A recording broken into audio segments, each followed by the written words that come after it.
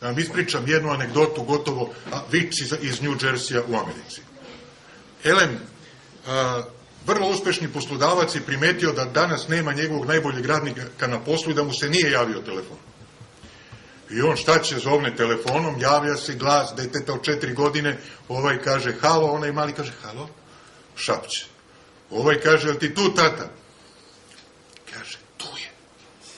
Pa kaže, pa gde je tata? Kaže, eno ga u dvorištu. Pa daj mi tatu. Ne mogu. Pa pita za mamu, ovaj opet šapće, mama je u dvorištu, ali on neće da da i sve tako šapćeć.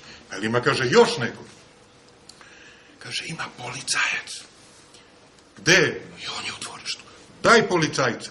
Ne mogu. Pa kaže, a šta se sad to čuje, nešto tandreče? Kaže, policijski helikopter. Pa šta će kog đavola policijski helikopter, šta traži u tvom dvorištu? Kaže, traži mene. Gospodo, lepe dame, vidim dosta ima lepih dame.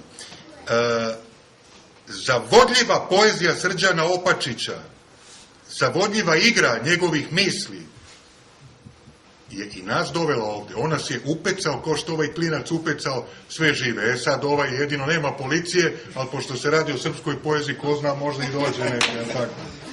Dakle, za sam, ne daleko bilo, ali pošto se stalno govori o političkoj korektnosti, verujte da bi ovo možda sutra bilo i za Bruna Vekarića. Ja zbog toga hoću da poručim i ovo za sam kraj. Da, glineni ljudi, mi nismo bili glineni ljudi, u nas je od Svetoga Save duboko ušao Isus Hristos, mi smo bili oduhovljen narod, ali neko želi da nam isisa dušu, da u nama zaista vidi glinene ljude da bi moglo lakše da nas ubija.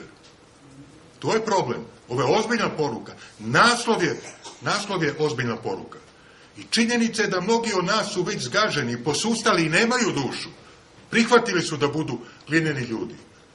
Srđan Opačić je jedan od malog broja naših kulturnih stvaralaca, ličnosti na javnoj sceni, koji su nam dali svoju dušu, oni su nam pozajmili svoju dušu i zahvaljujući njemu u istoriji, kada neko bude jednog dana čitao ovu knjigu, neće pomisliti da smo se predali.